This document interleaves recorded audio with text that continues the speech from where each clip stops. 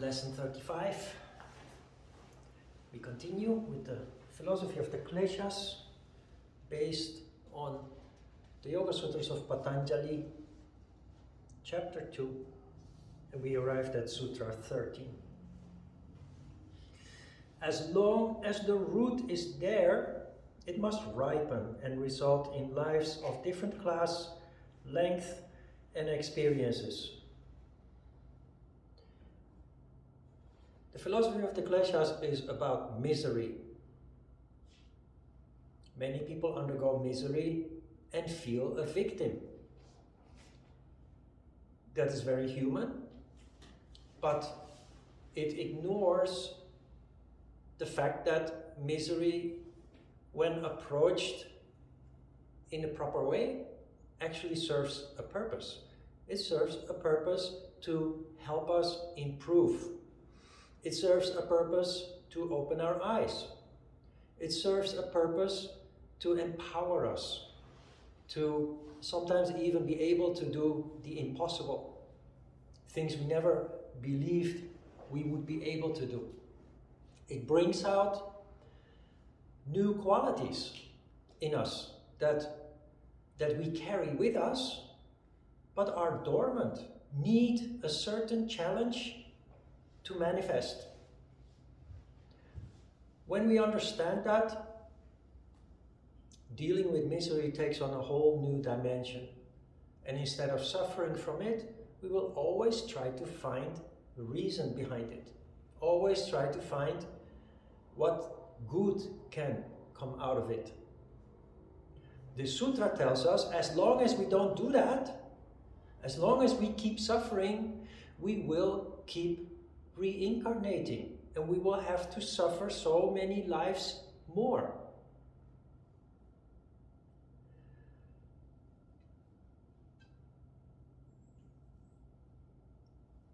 The suggestion with this sutra is that in one life, the suggestion first and foremost, we are all universal beings.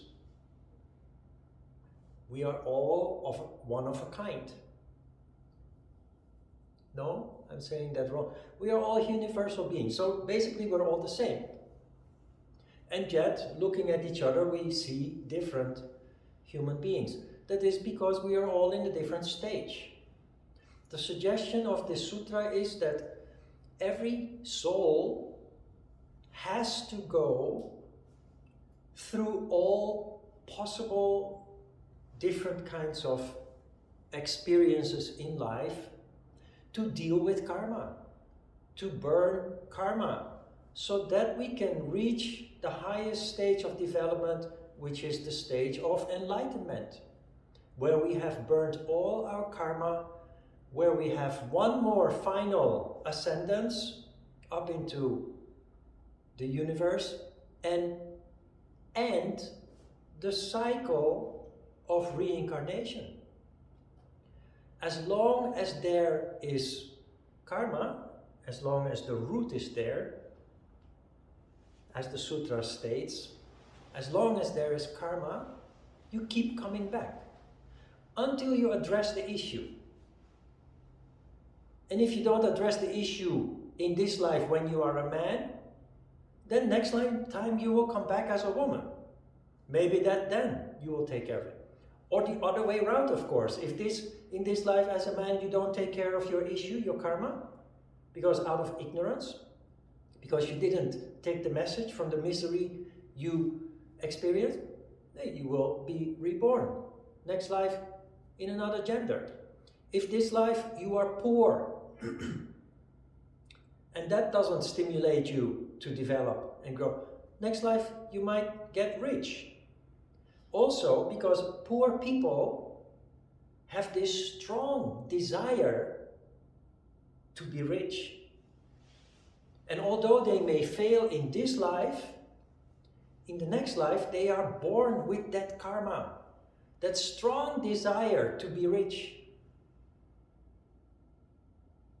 It explains why most of the billionaires in the world, like Elon Musk, like Bill Gates, like the guy from Apple who actually died last year. Forgot his name. Anyway, all those tech billionaires, most of them started like average people. They didn't come from a rich family. Maybe not necessarily poor. Some of them started poor. Some of them lived in a medium, not poor, not rich family.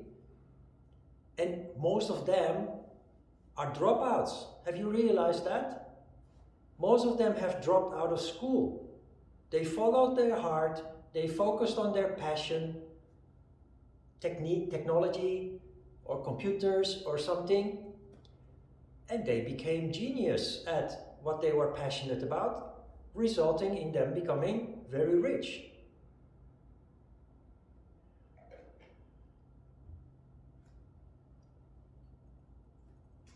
The other side is also true. There are many people who are born in a very wealthy family. Then once they inherit the family capital, they end up poor. Anyway, why? Because they were not dead. They didn't have the desire to be wealthy. They were born in a golden crib with a golden spoon, as Korean people say. They never had to do anything to gather wealth. And so the moment that they inherit wealth from the parents that pass away, they have no control over it. And they little by little diminish their capital until it is gone. Money is about control. If there is the strong desire, because in a previous life you were poor, you'll be very smart about money, explaining the tech billionaires. There are also, you can Google this, there are, in the United States, the top NFL, National Football League, and the top basketball, baseball league, those people earn tens of millions of dollars per year, while they're only in their early 20s. Statistically, 75%, 3 out of 4, 75% goes bankrupt after retirement from their sports career. You realize what that means? They're rich, tens of millions of dollars, maybe even hundreds of millions of dollars. After retirement, they gradually lose it all. They buy a house for their parents, they buy a house for their friends, they buy outrageously expensive cars, they just spend and spend and spend. This has been researched. There is an article you can find if you Google it. 75% goes bankrupt after retirement. Mike Tyson, one of the most famous boxers, he earned hundreds of millions of dollars. He went bankrupt 2 or 3 times. So it's all about karma. It's all about what is deeply ingrained in you. And if it is not meant to be, it will disappear. On a positive note, of course, if it is meant to be, it will all manifest in your life. But it is important to keep in mind that things manifest only if we stay active, if we pursue our ambitions, follow our heart, which is what most people don't do. Most people try to stay in their comfort zone, in their safety bubble. They don't want to be exposed to risk if they don't have to. And that causes the process to stop. You're not manifesting anymore, you're not evolving anymore. And that is a condition that most people, if you look around in your family, in your friends, in society, you see that is the condition that most people are in.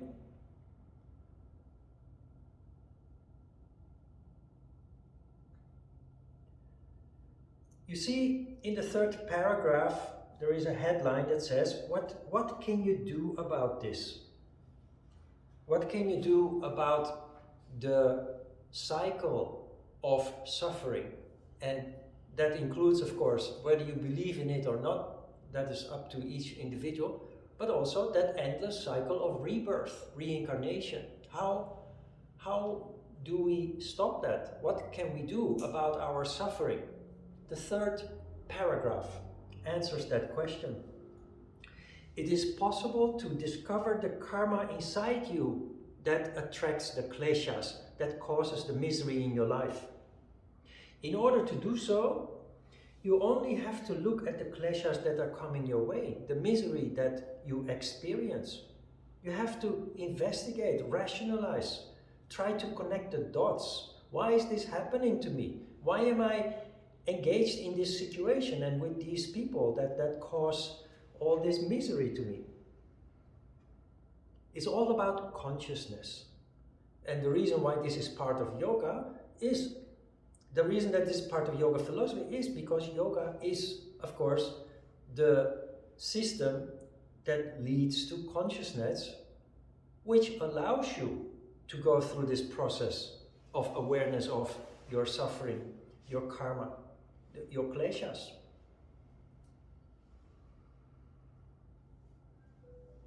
You get to learn to know yourself through this process. Self-study occurs in a natural way, and you will be able to determine whether you have eliminated your kleshas yet or not.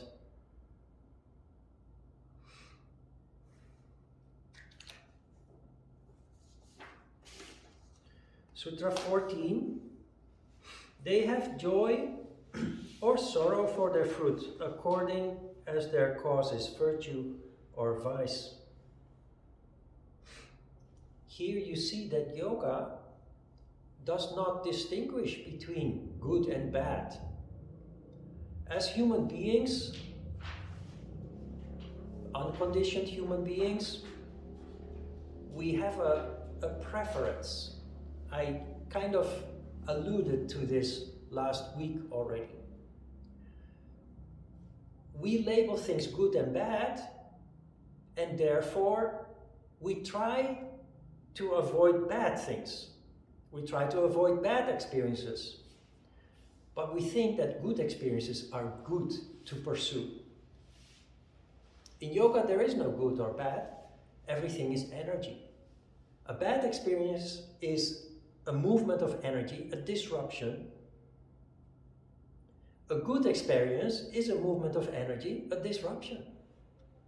And what I explained last time when I touched upon this issue, is that as a yogi, a yoga practitioner, you are in a process that we call purification. Because of your increasing consciousness, your increasing investigation, self-reflection, you little by little get rid of all the negative aspects that cause misery in your life, that attract conflict and misery in your life. So what's left in the end is the positive things and only very few negative things. That is when you start to realize that now that you've gotten rid of the negative disruptions, the positive experiences are just as disruptive. And that is how we all, in the long term, end up becoming boring yogis. Why? Because you just want to be in sattva, you just want to be in peace.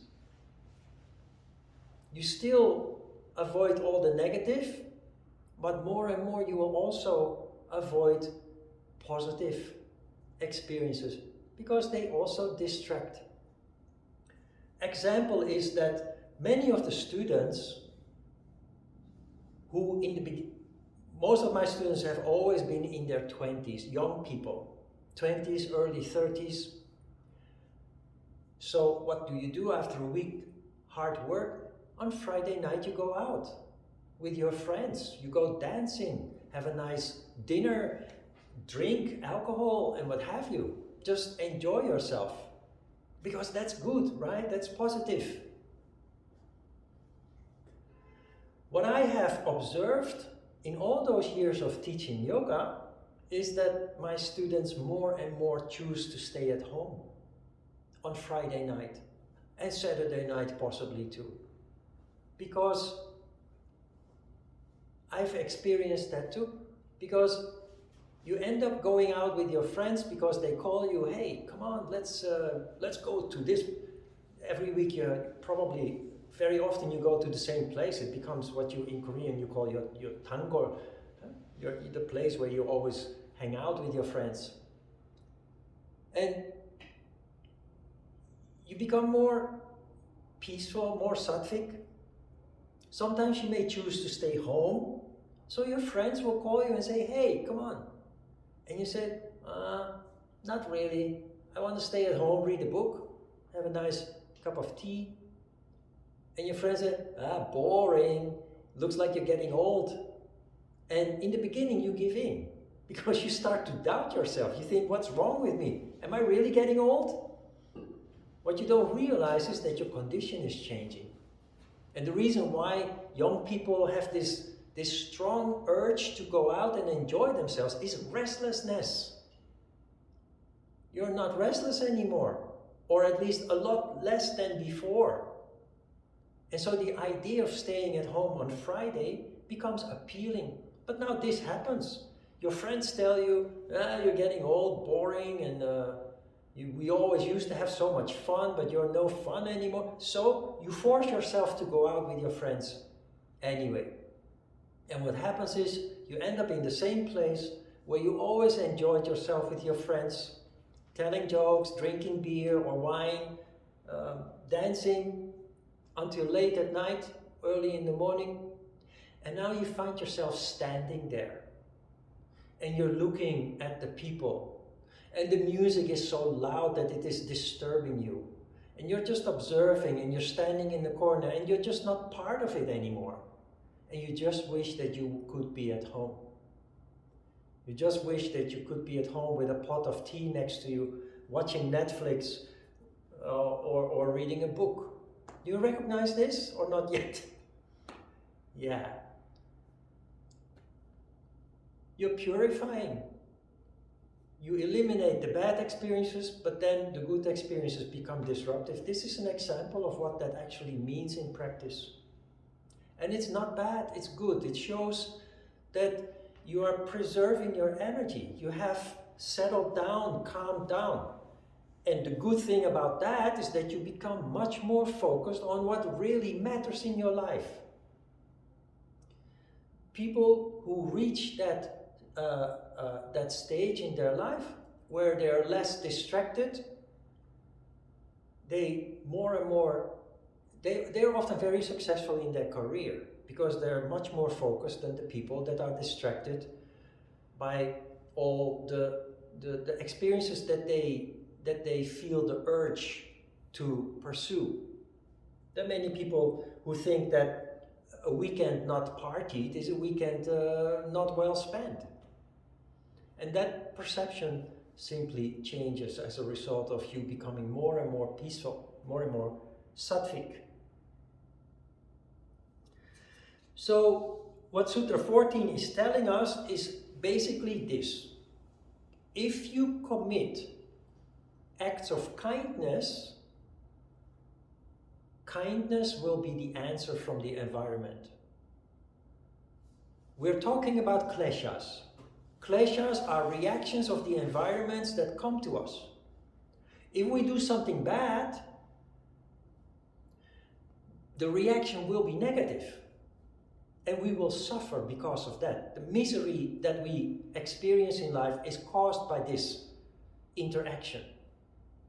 This sutra says, you have a choice. You behave bad or negative, the result will be bad or negative.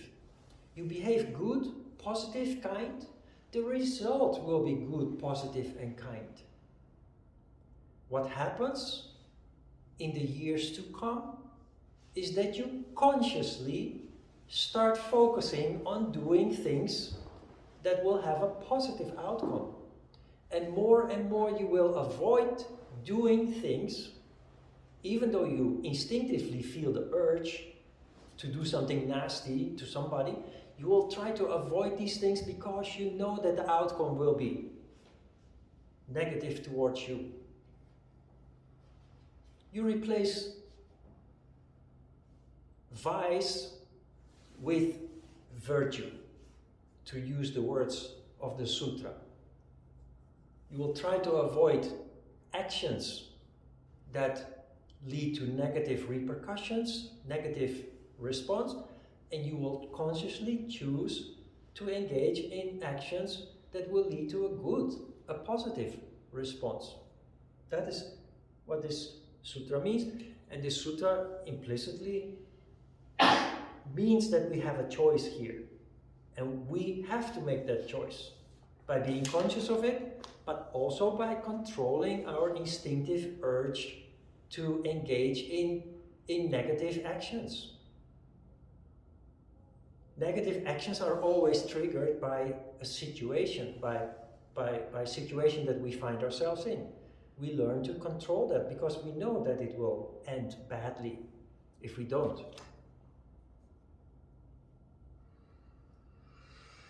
Sutra 15.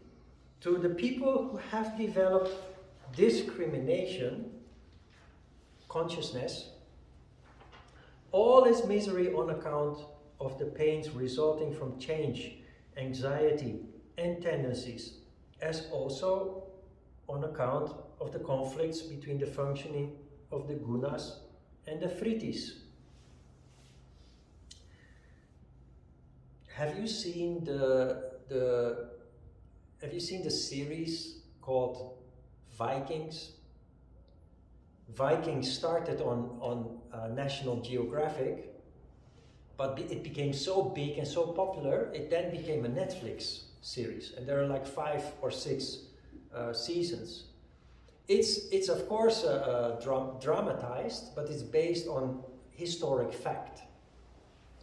And the Viking, the king Viking, by the name of Ragnar, went to England, invaded England with his men and women, and at some point he is a prisoner of King Egbert.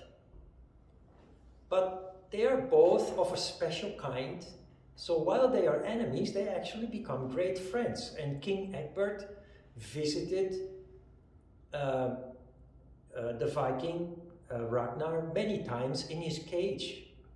And they had these intellectual conversations that have maybe been documented.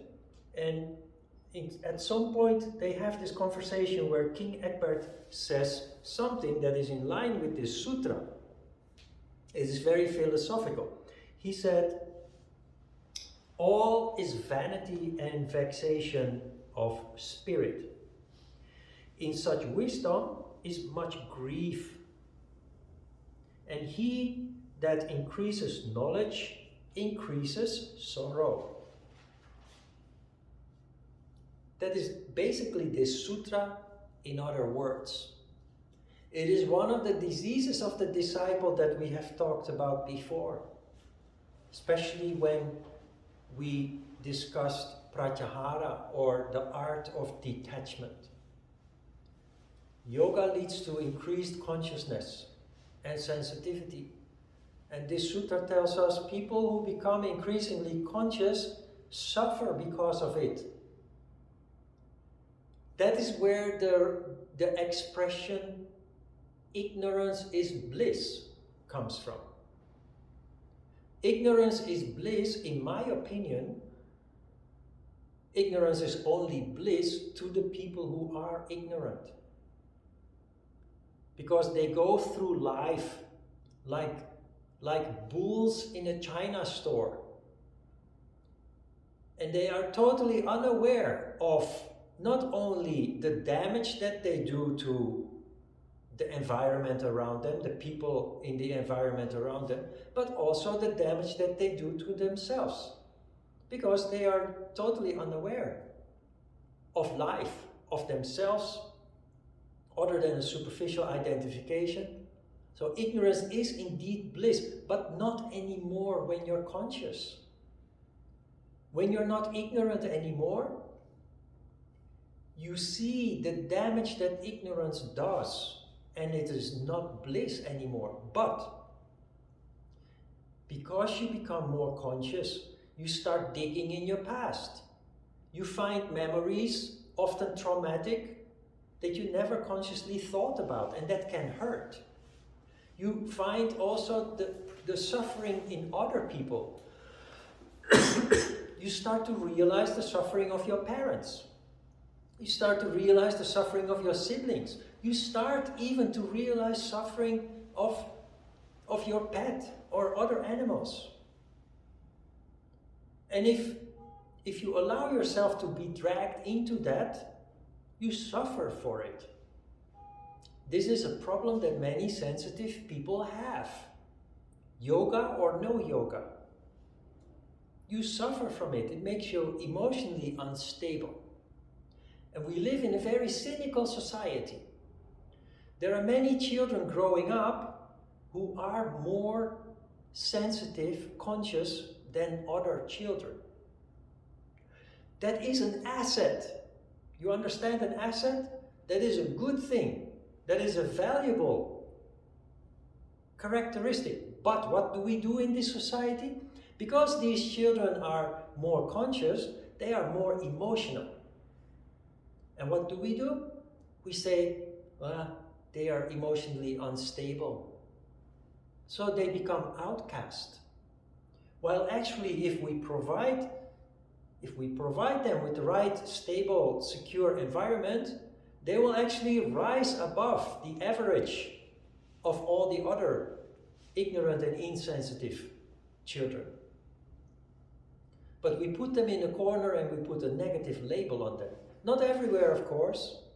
There are many parents who understand it. There are many teachers also who understand it. But the general tendency is that dropouts, elementary school, middle school, high school dropouts are often children who are simply more sensitive and conscious than the other kids. They need protection, not to be expelled, to be given up on. That is this. So yoga or not. But yoga does lead to that increased sensitivity because of the consciousness. And this sutra acknowledges that. And we talked about it at length, of course, when we discussed pratyahara and why pratyahara is so important. It is our shield of armor. It's to protect ourselves.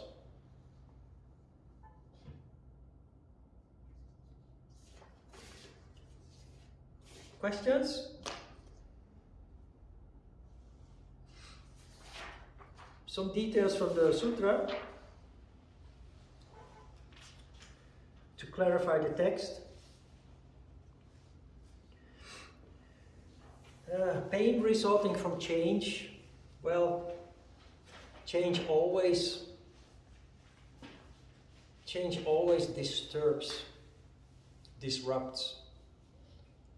The number one cause of stress is when a partner passes away. You have any idea what the number 2 cause of stress is? It's moving. Many people don't realize how disruptive it is, but moving house is the second biggest cause of stress. Change causes stress. You know, in Seoul, the government has built lots of infrastructure, subway lines. When I came to Korea in 1996, there were only 4 subway lines. The blue one, number 1, the green one, number 3, the orange one, number 3, the green one, number 2, the orange one, number 3, and the blue one. Number 5 was under construction. When I came back in 1997, number 5 was already operating, but I couldn't go to the airport yet, to Kimpo. That part later, opened later. But now you have so many subway lines. But you know what happens? You go to work every day or to school every day with a bus, for example, and the bus, for the subway you always have to walk a lot, or you take the mall bus, the village bus, that gets you to the main station in the neighborhood. But if you go by bus and the bus takes you from your home to your school or your workplace, you get used to that. There's a certain comfort in the routine, the regularity, that you can rely on that. But now a new subway line opens, and what always happens when a new subway line opens is they eliminate a number of bus lines, because those bus lines cover the same route as the subway. Now you have to take the subway, which means you have to take another route, you have to walk more, or you have to take the village bus. Anyway, the thing is here, it always causes disruption. Change always causes disruption. And then, of course, you get used to it, you settle into your new routine, until it changes again, and you will again be disturbed. What is the point here? The point is, just be aware of it. If you are aware of how change tends to disrupt everybody, it's only human, then next time when you are subjected to this disruption because of change, you just observe it consciously and you say, oh well, we will soon adapt, we will soon get used to it. It's unavoidable. You cannot hold back change. You cannot hold back progress. So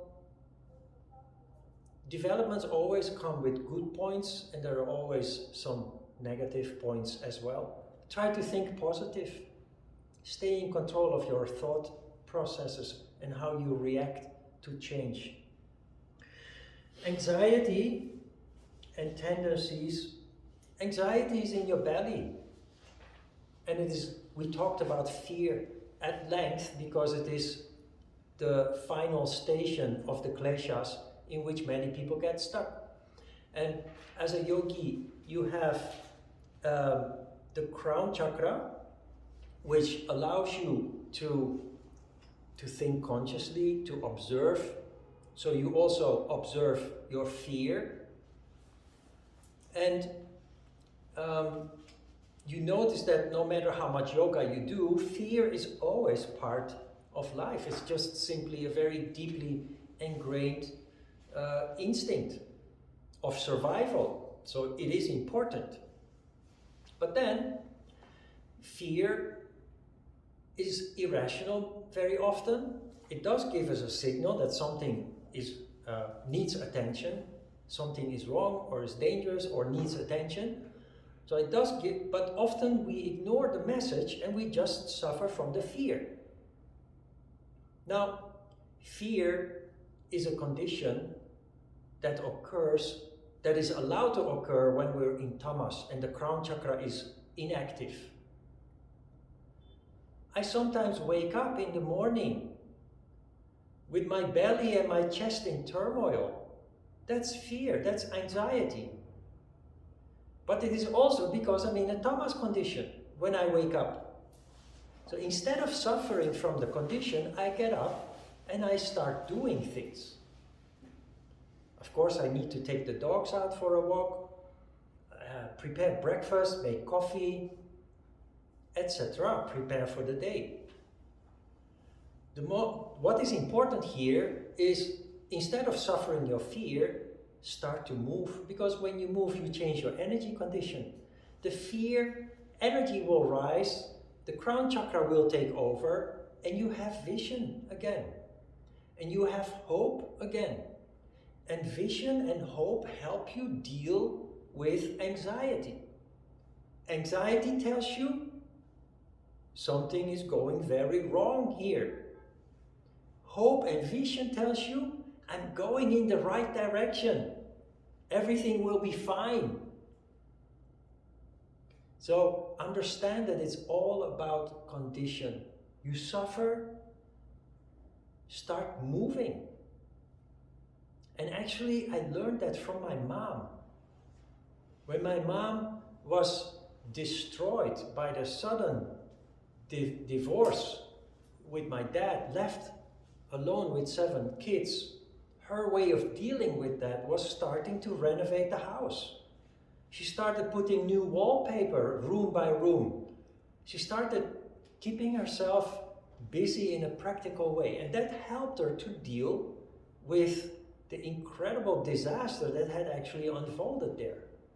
That leads to incredible fear about the future.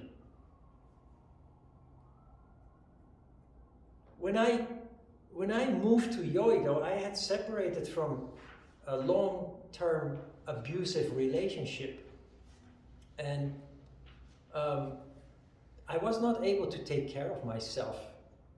I was not fluent in Korean. I still am not, but I do everything myself now. But at that time I wasn't. And I always relied on my partner for that. And because of that, of course, my fault, well, things are just what they are. The abuse could continue because I relied on my partner. At some point it went so far, I just said, no more. Whatever happens, I will somehow take care of it. So I moved from Mokdong to Yoido, and I just sat there in the house, everything still in crates, and I got a stomachache, and I got a headache, and it didn't get better. But one of my students invited me to come to Thailand to just take a break for 1 week. So after I moved, one day after that I went to the airport and on a plane to Thailand. Then it was a night flight, and in the middle of the flight up in the sky I thought, oh my God, I should not have left, should have stayed home, because I was so miserable. My stomach, my headache, I had diarrhea, constant headache. But the moment I arrived at the airport, somebody picked me up. We went to the condominium in Phuket, Naiharn Beach. And the first thing I did was walk around the lake. The beach was just 500 meters on that side. And then behind the dunes, there was a lake, 20 minutes, one round. So I walk around the lake and I already started feeling better. Now when I came home after 1 week, after 2 days, the headache and the diarrhea, the stomachache were gone. But when I came home after 1 week, I did what my mom would do. I started, because I had just moved one day and I went to Thailand, so everything was still in crates. I just started unpacking. No matter how difficult it was, I just started unpacking things and rearranging the furniture that they had just put there. And it felt so good. That's really the best medicine. Just start doing practical things. Cleaning, rearranging, putting the books in the shelves that are all still in crates and boxes.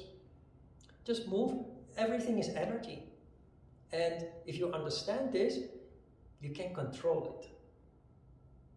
And from there you can only go up. From there you can only get better. So I went to school. The very first thing that I did was go to Sungmyong Women's University and study Korean for a year, full time, while taking care of my yoga studios there. Just keep busy. Just keep going. It's all energy. If you give in to the anxiety, you just become miserable and it will end up nowhere. Loss of control. And this is also reflected in the last sentence, the last phrase. On account of conflicts between the functioning of the gunas and the vrittis. Nobody understands that phrase until it is explained in practical language. The gunas is tamas, rajas, and sattva. The gunas are the three conditions that fluctuate. You function differently in accordance with the condition that you are in. If you are in tamas, fear will dominate. Lower instincts and desires will dominate. And that is how you feel. When you are rajas, there is more a positive attitude. An attitude, a sense of control, a sense of direction, also a sense of positive thought. Because that is what your brain is capable of when there is a rajas condition. So the same situation can have totally different outlooks. In tamas, it can cause you to suffer terrible anxiety. In rajas, it can cause you to be positive, minded, enthusiastic, joyful, in spite of what you're dealing with. But most important is, of course, the condition of sattva, because that allows you to have oversight of what you are dealing with in a rational way. That is where you connect the dots. That is where you also see the process that you are in. And you also see that the misery that you are experiencing in that moment is simply part of a process that is leading to somewhere good, further down the line. So whenever you are struck with something miserable, a setback in your life, a big loss, whether that is personal or material,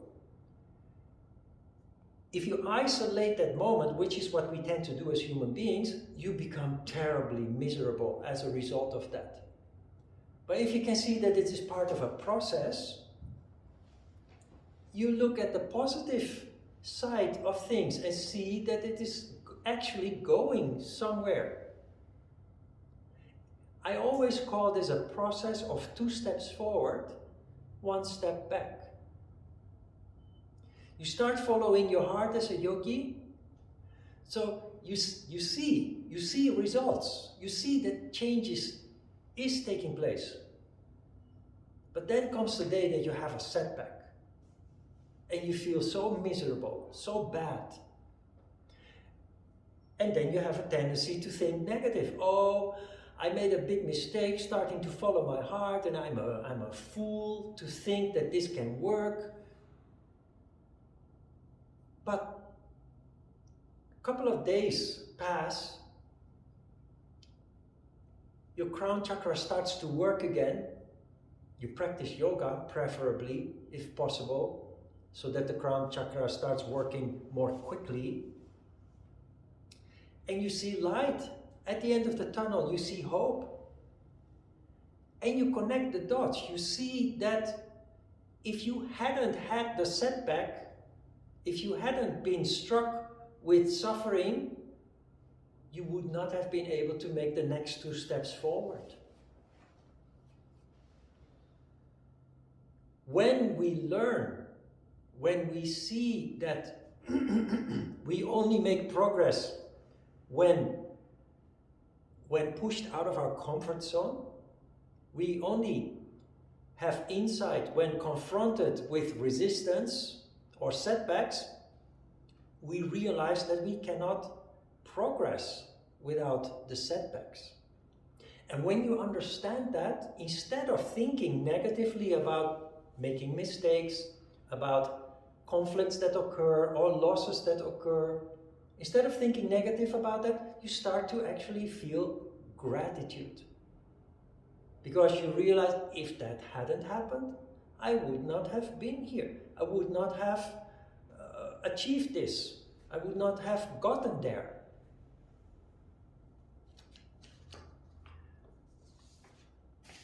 It's very easy to talk about this, to rationally understand this, but what is very difficult is to remember this next time when you find yourself in turmoil.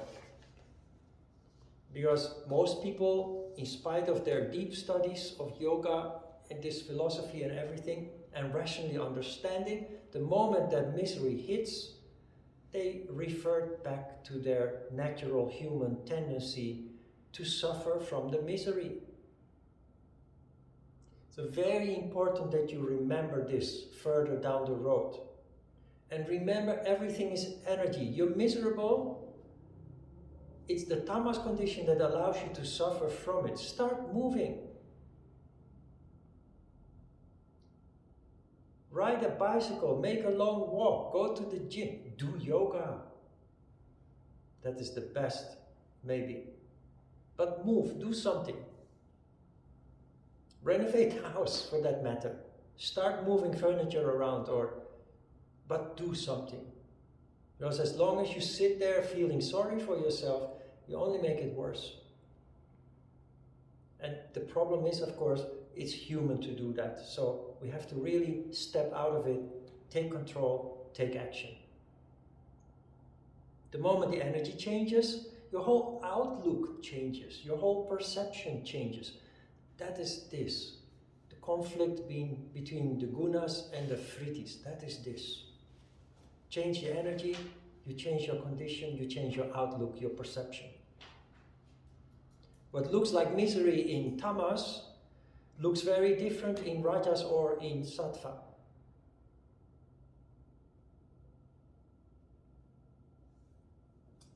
Questions? Let's have a short break.